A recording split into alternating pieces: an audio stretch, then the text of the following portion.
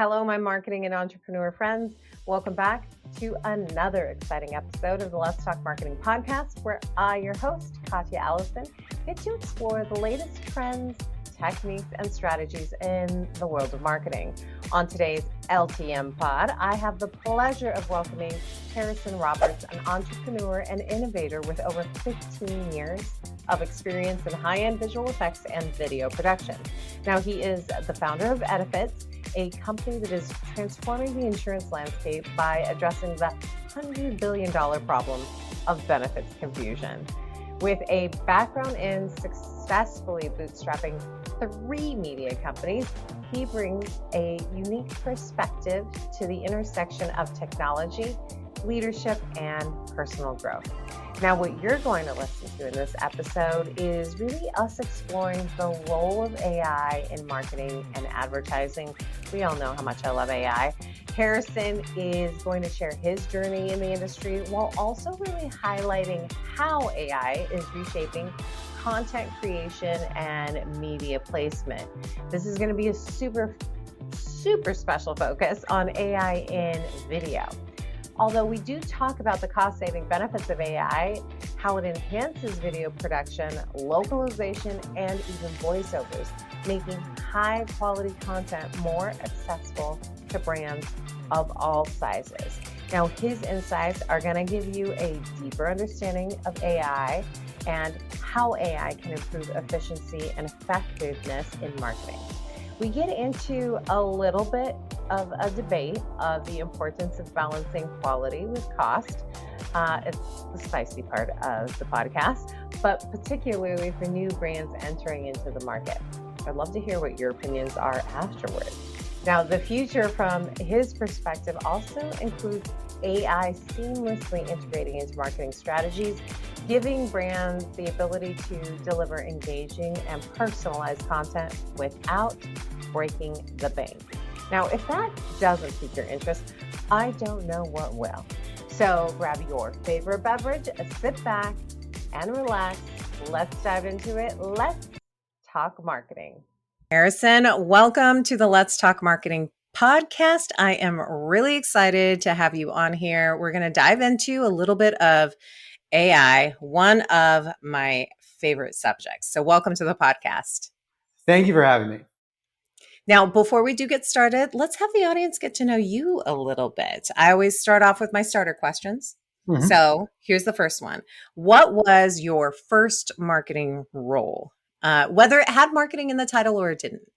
Well, I was a marketing major in college. What? Yeah, at University of Arizona, starting in 2006. So you declare going into your junior year once you get into the business college, which discipline. There was, econ, accounting, finance, marketing. Mm-hmm.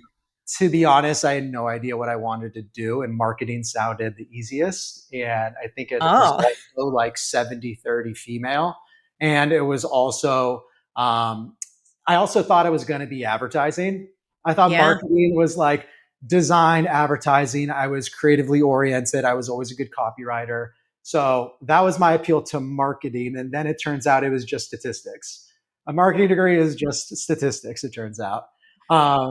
But I guess my first role would have then been like selling myself to get into the marketing school and, not wash out into regional development like all the other frat bros did in 2006. So, well, I like that. That's how you got started in it. I also have a girlfriend whose daughter went to Arizona as well too, and is following that same kind of path that you're talking about, where they do have to declare. And I can't remember if she went to Arizona State. They always do like this hand signal, and I don't know what it is. That's probably the Sun Devil thing, and they are our sworn enemies. Okay, so we won't talk about that then. We won't talk about that. I say that they are my school is the best school that anybody can get into. And then really? Oh yeah, like no matter what you did in your past life, you can still get into U of A, and it's still a respectable degree. ASU, I don't know. I love that. We will table that one for now. Yeah. Now that's what you did. What is your current role? What are you currently doing? So right now I am, I started a video production company about that would have been in 2011. Started off in reality television, then made the jump to branded content during the sort of YouTube digital content renaissance. No one kind of Yeah. this is before pre-roll. This is before Instagram. This is around 2012. And one of those brands that we were doing digital content for on straight Yeah. to YouTube, they had a $15,000 ad budget at the end of the year. They had that was all that they had left in their like annual marketing allocation. And they couldn't find a commercial production company in Los Angeles that could fulfill the storyboards for that budget. Now, Yeah. these days, 15K is actually pretty decent. There's a lot of people that can make some incredible stuff for that money. But back then, which is again only 13 years ago, Yeah. they were kind of had a resort to saying, well, we've got our digital advertising guys that are making videos for $500 and knocking it out of the park. Let's see what they can do with this. And it Yeah. was the first time my production partner and I had ever had production assistants. It was the first time we ever had craft services. It was the first time we ever had trailers. And we were like, wait, so you're telling me that like the more money, the less we do? Like, this is amazing. Like, let's make commercials. Commercials are where it's at. And plus the turnover was like, you work really, really closely with somebody for a month or two, and then it's kind of like, cool. Now we get to like wipe our hands clean, and then we come back with fresh minds 6 months later if we do another campaign. But the whole turnover, being able to kind of build a skill set while we're working on these smaller projects, and then eventually maybe we jump to TV or film. That was the idea back then. So that's how we ended up with a physical production company, and then we started working with the Ring Video Doorbell when they were just a startup company back in 2015 ish. They get That's acquired by crazy. yeah, that's a whole nother story as to how that happened, because it was all just one phone call to the right guy who knew somebody from college, and that's a whole nother story. But when they got acquired by Amazon, we kind of got rolled up into that apparatus. And Okay. to this day, we kind of became the startup smart home guys. And that was sort of our thing for a few years. Through that, I then started a post production company to service the physical product. So we'd shoot commercials, but now we could also do high end VFX. And that's sort of where my interest in AI grew. Because from the Yeah. beginning, we've always been about the bottom line. We've always been about hyper efficiency and using the best tools available. So naturally, when deepfakes became prevalent in 2017, that's when I got heavy into generative video. And then during COVID, I was approached by a good friend that worked for a large insurance carrier, and him and the other sales reps were watching their commissions getting slashed because they could no longer do in-person presentations. The workforce had become completely decentralized. And and you're of the same mindset. To be a marketer, you have to be somewhat of a futurist, and you have to watch trends. I kind of knew the toothpaste was never going back in the bottle. That remote workflow, decentralized workplaces, that's just was going to be the new normal. Yeah. And it sort of has been. I know that they want us back in the office, but it's not going to happen. Yeah. So that's when I started harnessing this generative video, the stuff we were doing with deepfakes. Well, why don't we take that to an underserved industry like insurance? Let's just change the sales cycle, because sales is an emotional transfer, and chatbots aren't going to get it done. Or at least that's my opinion. My number one competition right now for what I'm doing today, trying to bring high end video content to insurance sales, my number one competition is your large language models. So Yeah. still doing the physical production, that's sort of my legacy business. But the big growth sector, and I'm sure what we'll get into is, how is AI both replacing and supplanting the traditional production process? What is it that you love about what you're doing, but also what do you not like? So the thing I honestly, it's funny because we were talking before, and there's some industries that are inherently unsexy to people. I think a lot of people get into the marketing advertising space because they aspire to do a Nike commercial, or they aspire to do Adidas. And we did some really cool. It makes everybody in our company feel great to see our stuff on a Super Bowl or on Thursday Yeah. night football game. Like that certainly, keeps a lot of, coal in the fire. Um, for me personally, after doing that for 10 years, and I don't know if you're like this or if you've experienced this, that I mean, to see what we're capable of doing today compared to even a year ago and compared to 5 years ago, and for Yeah. people to just ask for more for less, we're constantly asking to do more with less resources. Yes. That's been a complete paradigm shift to when I'm working with these really lovely people in Omaha, Nebraska, and they think I'm an absolute wizard with the types of things I can build for them. And so to actually kind of feel like really like needed and wanted and respected again is really, really nice. And I know it's a little, maybe that sounds a little sappy, but I'm like, because I didn't realize, it totally caught me off guard when I'm like, why am I enjoying, like, why will I go to the end of the earth for these people I've never even met before in Omaha? And it's like, and Omaha is just the place where like three of the largest insurance carriers are all based, like Lincoln, Yeah. MetLife, are all out there. And it's just because like I feel like these people, like I'm really doing something tangible. Like we really are at the forefront of like a new industry.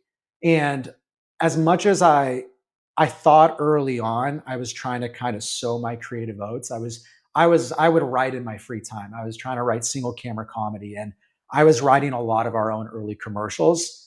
I've learned now that it's really just like solving complex problems is really more rewarding for me at this stage.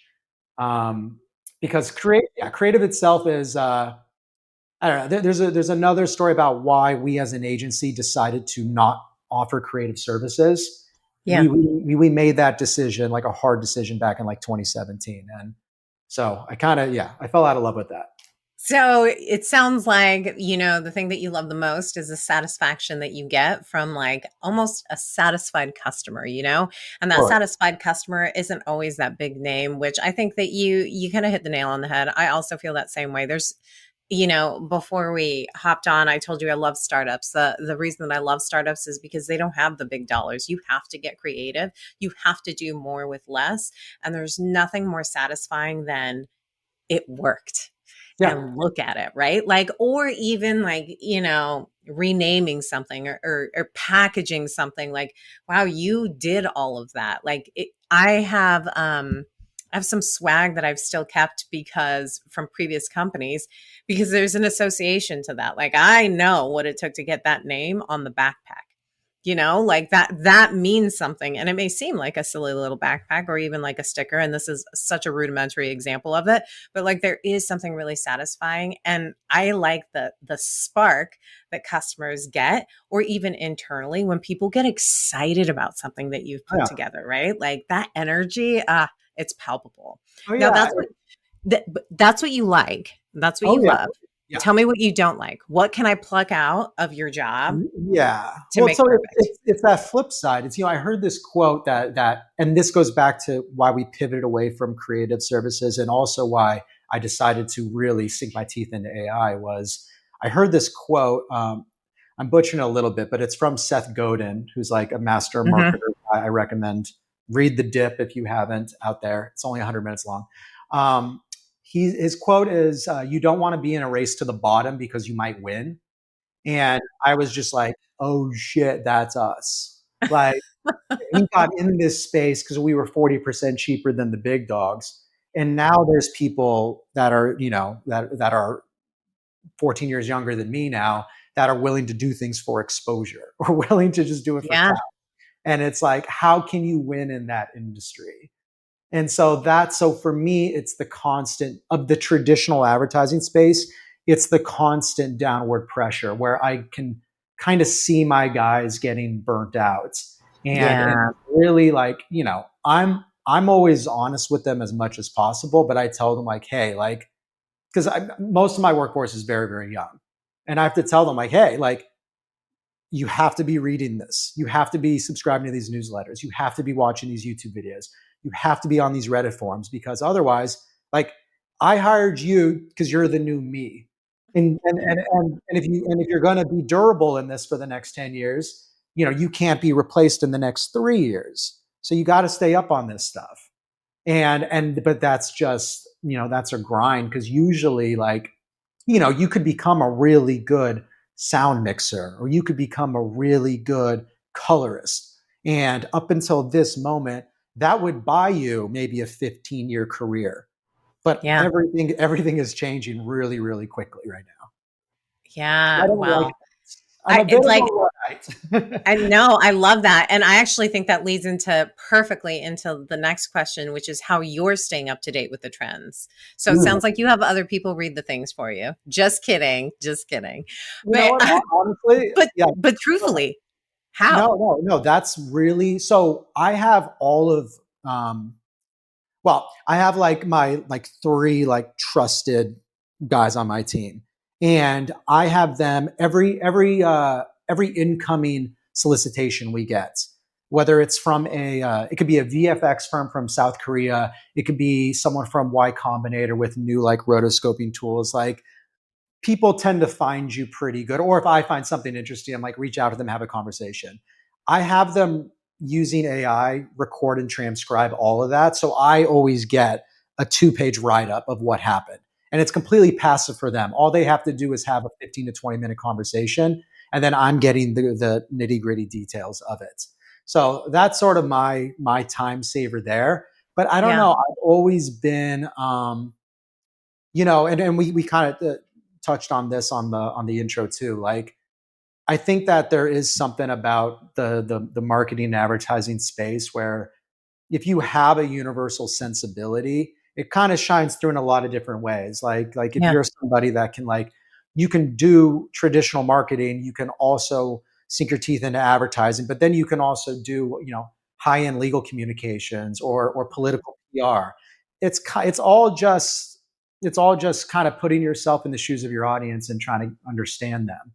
And so I think that does require that sort of that universal sensibility. And I feel like, not to toot my own horn too much here, but I think even from early on, I've always been able to see which way the wind is blowing. So, there's a few newsletters that I'll recommend if you're not following the Future Party. That's the best newsletter on the planet. Nice. There's another one called 404 Media. I highly recommend their stuff. It's some guys that came from Vice and spun off. Um, I mean, and then if you want to get more like, I've got boomer parents that read everything they tell me. I'm like, stop reading Drudge Report. Like, I have to look at this stuff to like be up on what's happening. And like, you mix that with a little bit of like, see what the Times is doing, listen to the Daily. But really, like, man, Future Party, 404 Media, those tell me what's coming down the pipeline. And then Yeah. there's a few subreddits, like there's AI video, there's another one called Singularity. And then my Twitter feed is just a mess of like Just nonstop. just doomsday stuff and all sorts of things.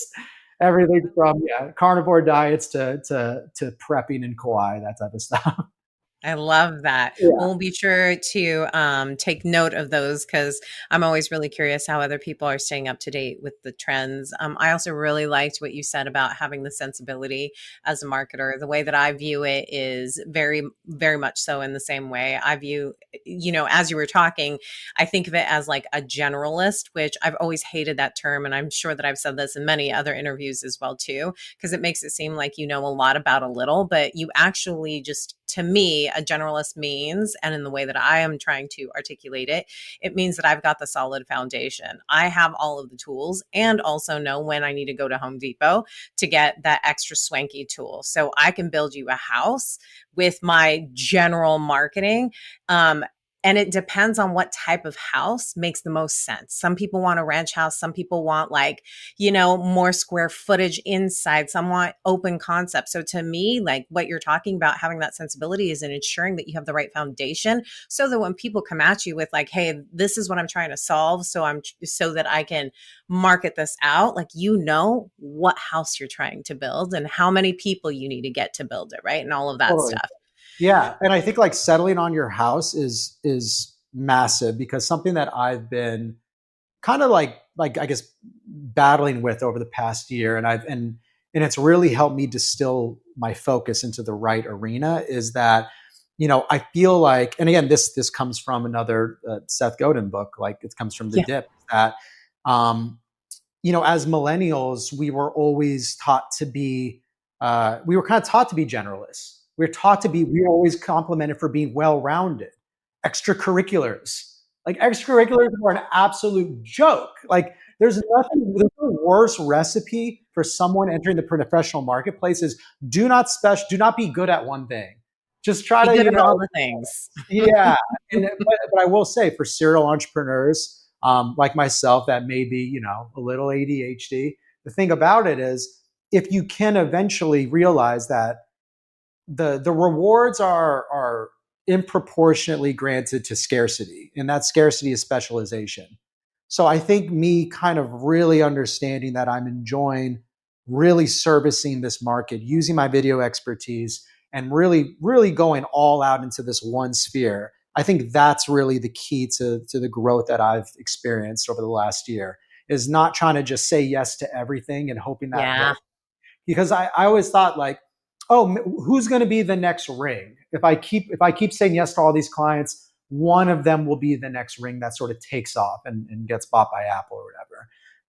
Now it's more like, no, I'm competent. I can actually kind of blaze my own trail, and Yeah. I just need to be hyper focused and not so scattered about things. So I think whether it's a CEO that I worked with some companies that, especially these direct to consumer brands, that they don't want to be lifestyle brands. It's like just do the one thing really, really well, and Yes. you can pivot later. Yeah. Well, that's What when else do you want? Yeah, you've got to be able to do something really well so that you can start to figure out, what do I introduce, right? Like I always feel like it's this video game of unlocking. Once you've reached all of this, what's the next thing that you unlock to get to yes. that next level? I want to dive into video content and AI because I again feel like I could probably talk to you for days about all of this stuff. But I Yeah, really want to dig into just kind of your thoughts on AI and its transformation in video. I when we started the podcast, before we started the podcast, I told you I'm super passionate about AI, yeah. but video content is not one that I've really been able to like wrap my arms around quite yet. So, Mhm. how is AI transforming video content as you see it? So I've been thinking about the best way to kind of to tell this story in a way that it really clicks for people, and I think that we've all lived through this digital music revolution because usually the way I look at the three vectors of media, I look at audio, print, and then video. And the way it works is audio is always the first domino to fall. And we saw that with Napster was the first thing to kind of really disrupt that.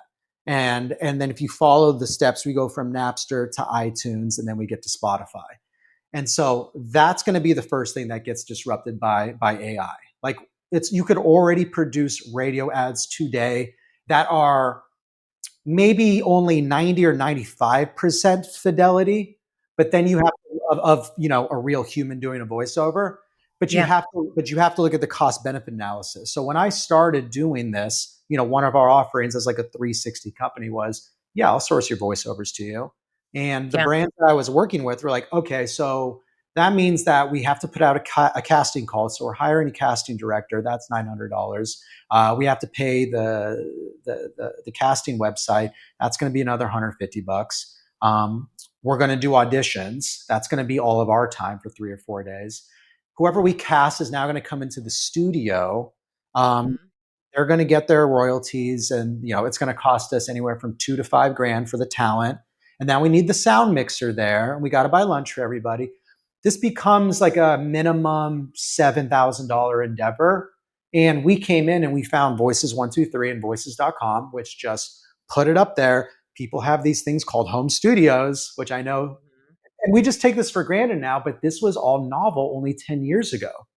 And we Yeah. were saying, there are people around the world that will give you their voice in perpetuity for $1,200, and it's crystal clear. And they're professionals, and they do everything, and you can work with them, and they're fantastic. You can direct it remotely. So that you're taking something that was once you just cut it in half, a Yeah. fraction of what it used to cost. Now you have 11 labs and you have Play HT. Those are your AI video cloners. You could take anyone's voice, clone it in a matter of 90 seconds, and then you can generate it 20 different times, cut it together. It'll be a cohesive 30-second commercial or a voiceover, or in our case, we do it for foreign languages.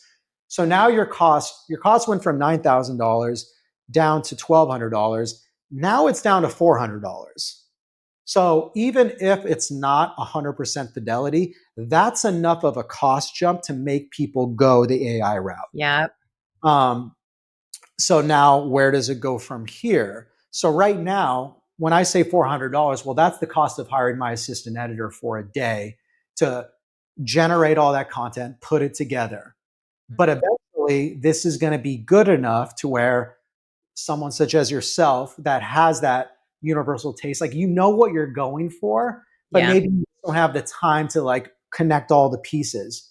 Within 6 months, I mean, definitely within a year, but all these timelines are way faster than I've been anticipating. So maybe within 6 months, you'll just be able to read into your phone, this is the copy, this is the time, and then it's going to give you within 30 seconds, and that'll just be part of your job. So now your cost is now zero.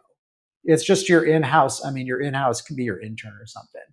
So audio will be the first to go, and we're already doing that for localizations. All of our commercials that are in English, we're now putting them into other markets. So, the good side of that from the brand perspective is that, let's say you're Gatorade and you decided that, we're going to spend millions in these 5 markets. These are our major markets.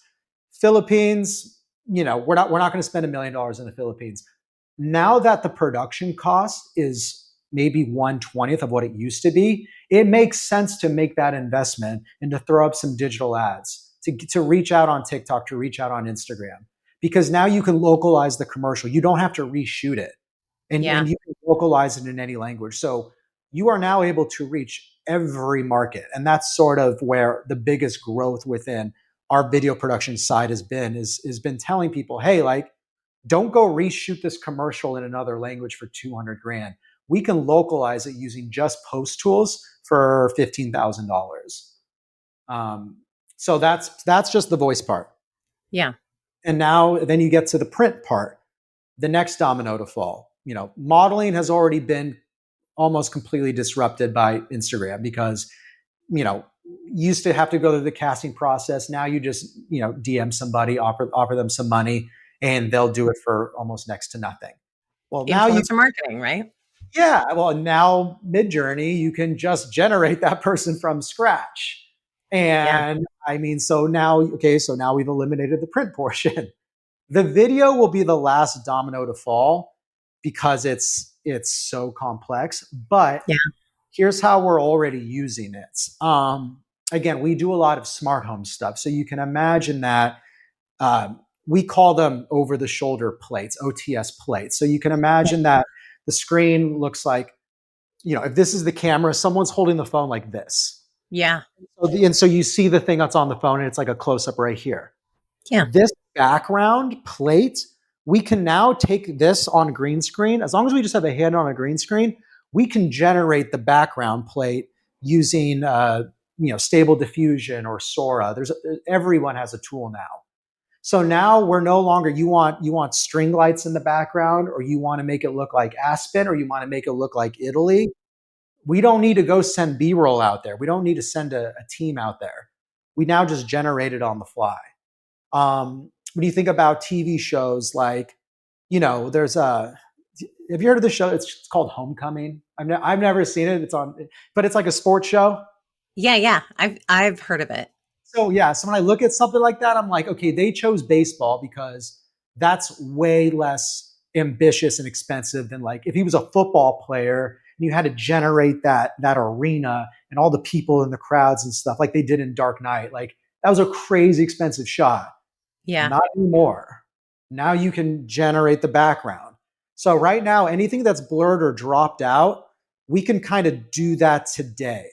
Eventually you'll be able to do the whole scene, but for now it's, I mean, when we're on set now, we're just like, if every minute costs $4,000, let's not waste time shooting plates, which is just background objects. What about those? And well, I'm sure that you're familiar with these because I feel like I get these ads all the time because of just my algorithm. But it's these like, you no longer have to book talent to do your The company avatar, video. digital Is that, avatar. yeah, Yeah. your digital avatar. I'm at a loss for words today. But yeah, it's the digital avatar. Like, where does that come into play? That's all Oh, digital? I mean, like, I'd love yeah. your opinion on that. So this is exactly where I think. So Edifits is my. We're started off with insurance, but I think it's going to grow larger into HR compliance and banking and a lot of other stuff. Yeah. Sales in general, and I think our digital avatars are. I don't think there's anyone that even comes close to our capabilities, and that's because we are taking live performances and augmenting it with AI. We're basically deep faking our own talent, whereas what these other platforms are doing is they'll just take they'll just shoot someone reading like an encyclopedia entry or just some nonsense entry on a teleprompter, and then they're just doing they'll capture 30 seconds of motion, so the motion will loop forwards and reverse, and Yeah. then it's the digital lip sync that they stack on top of it. And more often what they're doing is it's not the person's actual mouth, they're actually replacing the mouth with something. Yeah. um, and they're so I feel like bad AI is more off-putting than just doing like a text explainer or something. Like I try to tell my people, like, because when you watch those videos, those ads that you get, where it's like never hire an influencer again, I'm like, but I'm not using this. This looks like crap. And Yeah. this was already, and they're putting out something that they think looks really, really good. So there's a swarm of companies out there. I mean, HeyGen and Synthesia are the two like household names for people that are deep in this space. I think Synthesia, in terms of like who's backing them and where they're going with it, I think they have a chance to become the market leader. HeyGen, from a marketing perspective, has done the best job. But Yeah. from what I've seen, the product is not commercially viable. For me and my clients, we've been unable to use it in any broadcast capacity. We have a handful of other partners that are basically, we have like 5 different models, like 2 are open source, 3 are VFX companies that we've partnered with. And so we're still doing, to get true, what we call generative lip sync. Yeah. Taking someone's performance and then putting it in another language, or even if we wanted to take this podcast and put it in another language, those other platforms can do it in a very cursory way, but it's not going to really resonate with an audience because the other big thing is the translation. Like Yeah.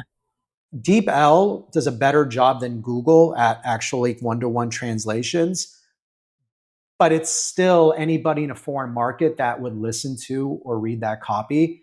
I think they're going to be really upset that you couldn't just pay a translator $150. Like, it's just lazy to throw it through Google Translate. I agree 1,000%. I also, what I'm really enjoying about talking to you about this, because I've talked to a lot of people about AI, and I think this really has to do with kind of your origin story of where you started in actual production. Because to me, the difference that I hear between talking to you and someone else that I've talked to about like video content, or other people that I've talked to, is that you're like, hey, I'm trying to make this as human as possible, which means that I need these elements, versus the engineer who's like looking at a script. Do you know what I mean? They're like looking at the code and they're like, we can execute it. These are two very like different things. And I think like as a brand, I would want to know, how do I distinguish between both of those? How do I know which one is like the one that's not going to, like the one that I'm not going to want to go with? Like, I would rather go with like and I'm not trying to shamelessly like plug your company at all, but like I hear the difference in just how you're articulating it. And that to me has been like the biggest blocker. It's also a blocker for me from like a mid-journey perspective, because I was just talking to another agency the other day and they were really excited about their use of AI. And they're like, AI is really great. We can use parallax and all of these different things, but mid-journey still doesn't get like hands right. And Yeah. like we saw this picture and like the finger was so large, right? So like how as a brand can I distinguish between one or the other? Because I think AI is all the new hotness, right? Yeah. Yeah. And I tell everybody, I'm like, so we have this little line item on our budgets that looked ridiculous 6 months ago, but now people don't question it. It's called fine tuning. So basically, anything that comes out of Midjourney or Sora, anything else like that, it's Yeah. going straight into After Effects. Like there's nothing that comes out of that that's ready for prime time. That's ready for commercially viable. So like my guys have to go in there and they have to touch it up, and it's got to take at least 8 hours or something. But I'm going to stop you right there because I love what you just said right there. You are saying that there is no removal of the human element when it comes to AI. And that is something that I have been preaching from a content creation perspective. I am going to take what AI gives me after I've prompted it really well to get me the most. And then I'm going to do the human thing with it. Like it, like just, it's collapses time for you. I'm sure It collapses time for you, right? every manager, I don't know if there's going to be a phrase for this eventually, but like every time I have to tell my guys, I'm like, hey, like I know what you're going to do. You have to rewrite it. I'm demanding that you rewrite it in your own words. Like you prompt it, whatever. Like I understand this because we know. Like it's weird. There's something happening in a macro sense where like, because I see it in my clients now. They're just like, I can't put my thumb on this, but something's off. And we're just like, it's not human. Like we know, like instinctively, like we know something's kind of repelling us, but there's the engineering mind. And I went through like a round of like incubators and accelerators and got rejected by everybody. But I think the tide is going to turn the next year because my pitch to them, and I feel like you understand what I'm getting at here, is that, you know, yes, the at the end of the day, the actual model itself is super important. But what you can't teach these engineering teams in Stockholm and in Korea is wardrobe, it's lighting, it's sensibility, it's the way they move, it's hair and makeup. So when you look at, there's these guys that have 100 avatars and we only have 6.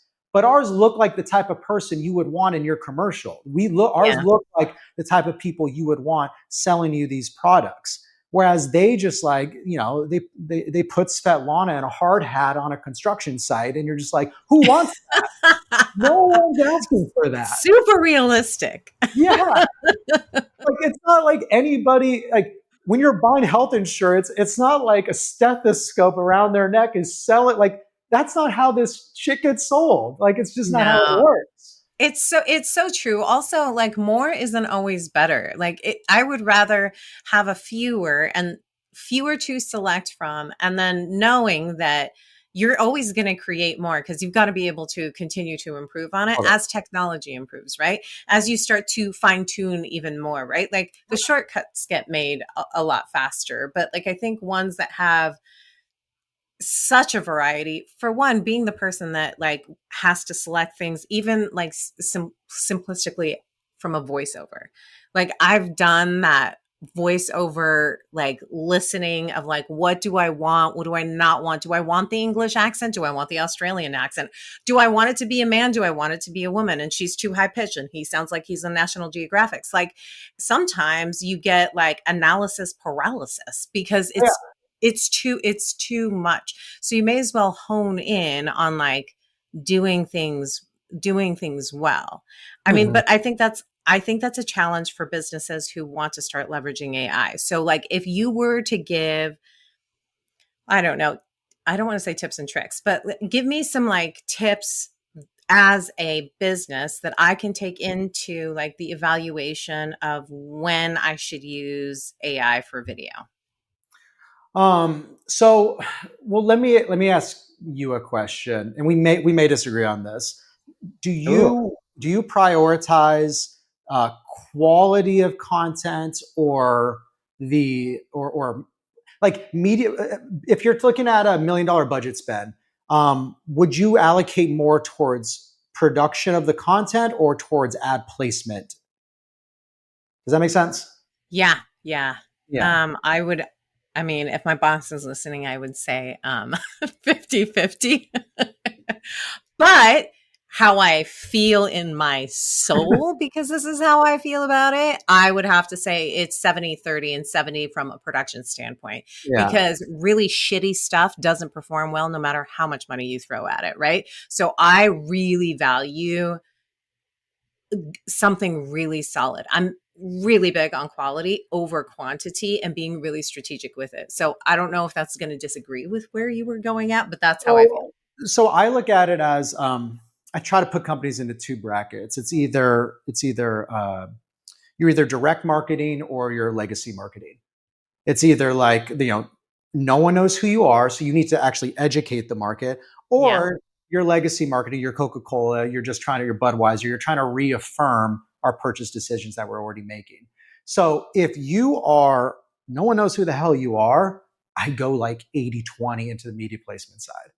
If I was legacy, oh yeah, just, I need your name to be, I need to know your name. And that means you need to be everywhere. And I don't really care about the quality. I just need to know, wait, what does that company do? Oh, they sell hats. What's so special? What's special about their hats? Oh, they work for people with small heads like mine. Like that's their thing that they do. I think your head looks fine. Yeah. Well, I mean, I worked hard on this setup, but then the other side is like, again, and because I saw this with Ring, no one knows what the hell a video doorbell is. This is why you need it. This is how much it costs. This is where you buy it. And if you act now, you get a 20% discount. That's the direct response marketing. And it's so not sexy, but it really, really works for new brands. And working with the CEO back then, all regional advertising. He was getting crazy bang for his buck going hard on regional advertising instead of splurging for national ads, which all the startups, all the Y Combinator startups we work with, we're like, we want a Super Bowl ad. I'm like, all right, I'll give you that. But this guy's crushing it over here going the regional route. But the legacy advertising, if you're working for an established brand, then yeah, I would agree with you going back to back 70-30 into the quality of the production. So to go back to your question, yeah. That's an interesting take. That's an interesting take. Yeah. So you were right in a way. In a way. Well, let's just agree to disagree, because I don't think it's a right or wrong.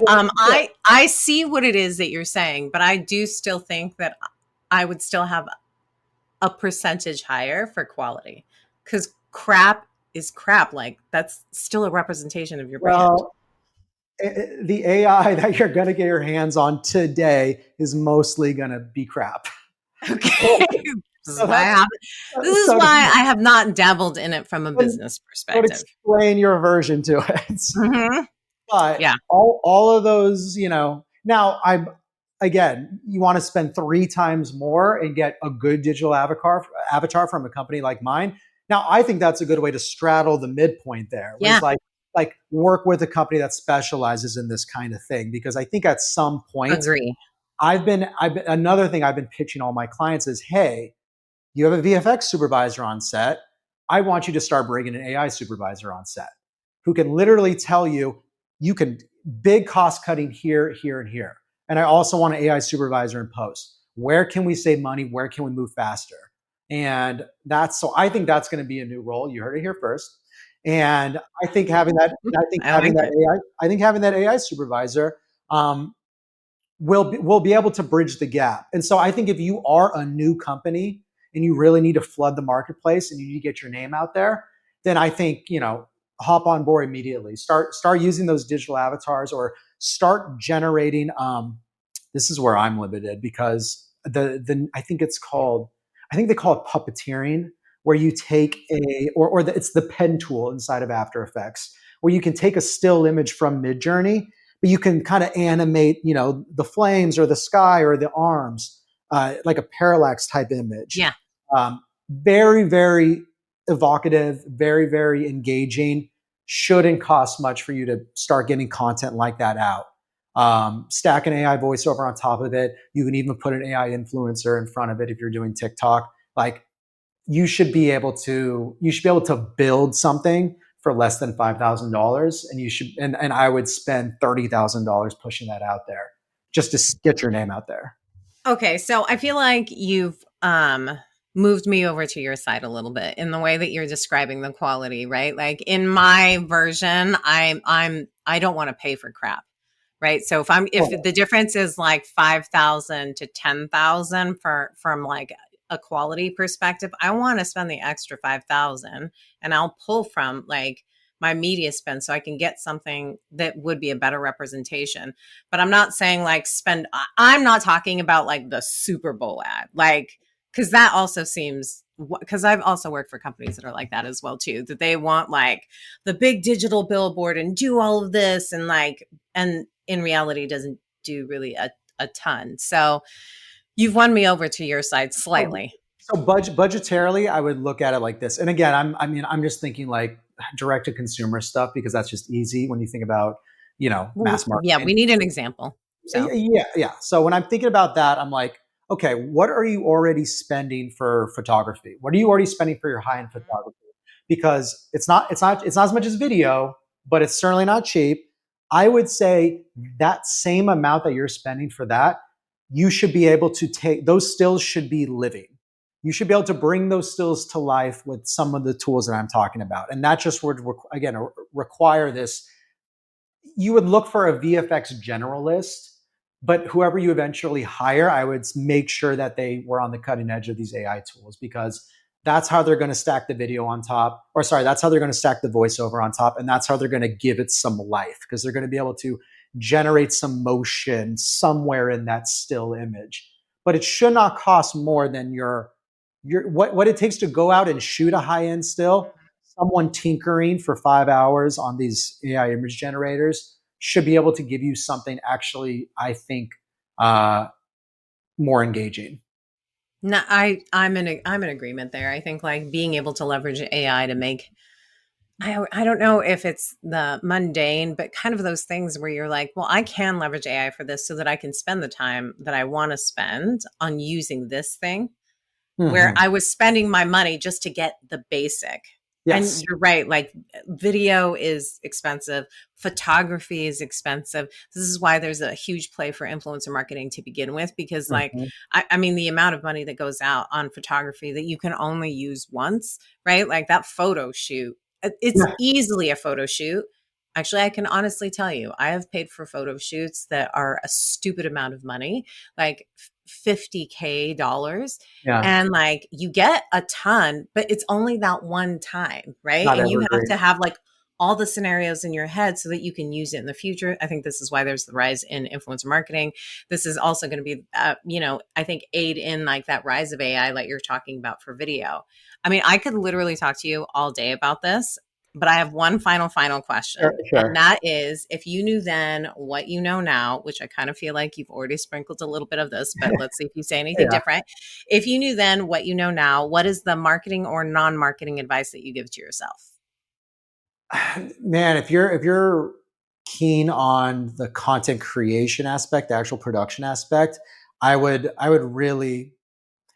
I knew more about media placement when I was younger because that has been a very durable industry. We've had all this downward pricing pressure on the creation side. There's very few people that have become experts in media placement, and they've been doing great this whole time because they've just had to reposition themselves from, advertising on the local CBS affiliate to getting placement on Hulu pre-roll. But there's less than like 100 people that are really, really good at it. And I think when you're talking about specialization, like understand that beast, like how the two things play together. Because I really think that everybody we ever talked to from day one would say, hey, like, can you actually they all want ROI.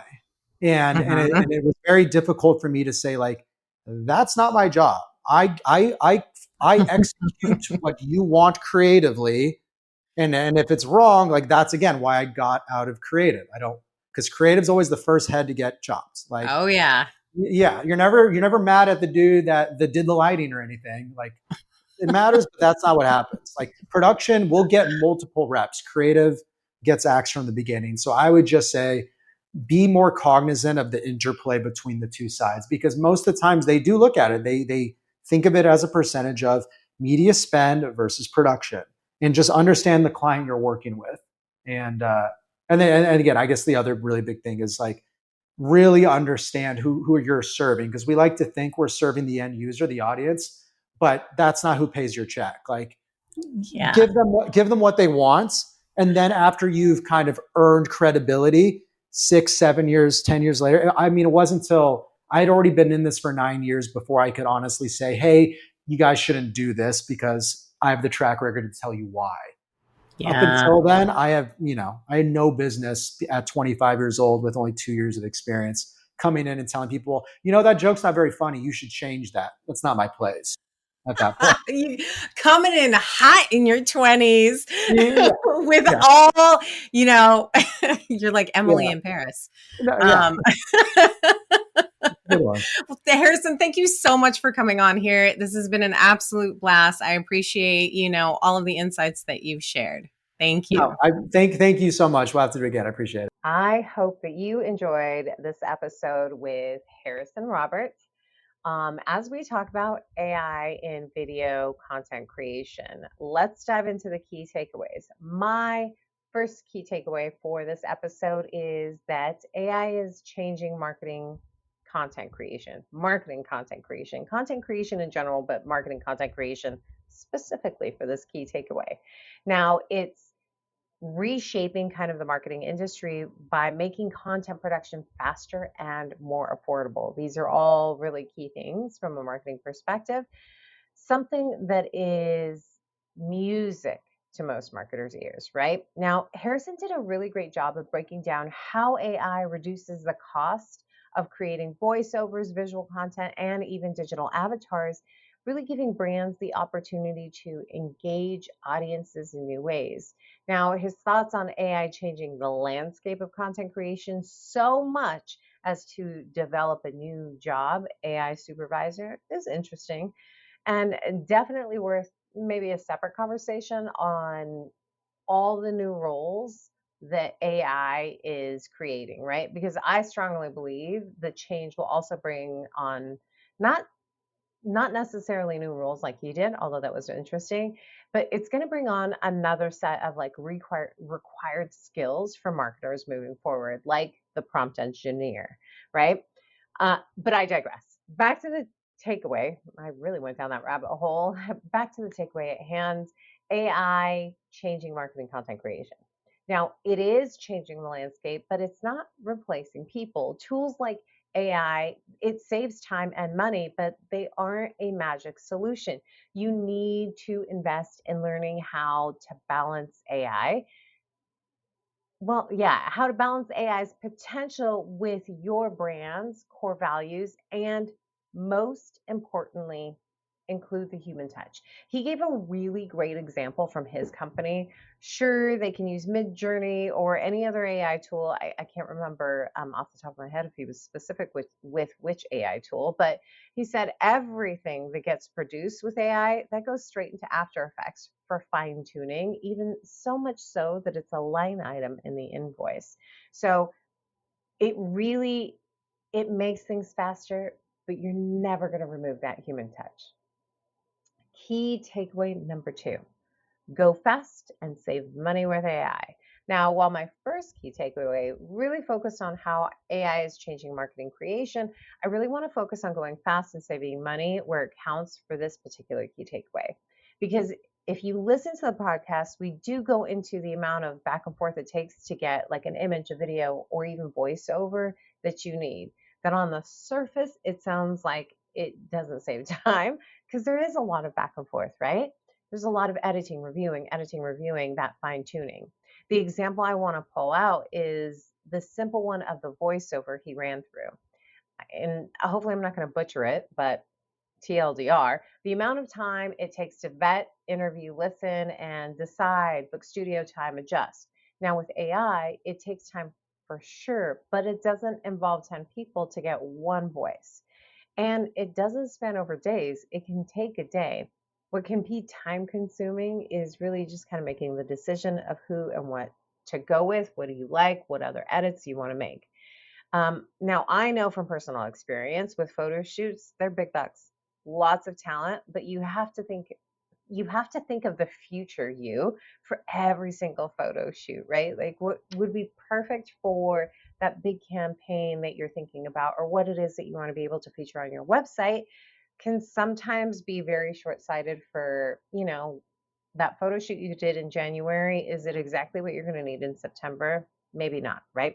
And it doesn't help you account for the changes that happen in both your strategy and maybe like your company in general. My final key takeaway is figure out the tool that's right for you. Now, I understand the temptation to jump on the latest AI bandwagon, right? But proceed with caution, my friends. Not because it's going to replace you, but because not all AI tools are created equal. So be careful and evaluate their platform's capabilities and make sure that it aligns with your needs and your objectives. Basically, is what they're selling what you're buying? By taking the time to thoroughly assess AI tools and technologies, you can feel good about making strategic investments that will enhance your content creation workflow, help you meet your advertising needs, and ultimately ease the burden of your overall marketing efforts. This may involve testing multiple solutions, seeking out expert advice, and prioritizing quality over cost savings in certain scenarios. Now, the goal should be to find the AI tools that are really going to help you deliver the most impactful and engaging experience for your target audience. Now, what did you take away from today's episode? I really do want to hear it. Post it on the Let's Talk Marketing LinkedIn page, YouTube channel, leave it in a review on Apple, slide into my LinkedIn DMs. I actually do look at them and respond. Let's keep this conversation going. A very special thank you to my podcast editor, Johnny Ike. And thanks to you for spending your time with me today. Until next time, may the conversation flow, the laughter linger, and the outlook remain optimistic but grounded in reality. This is Katya, signing off.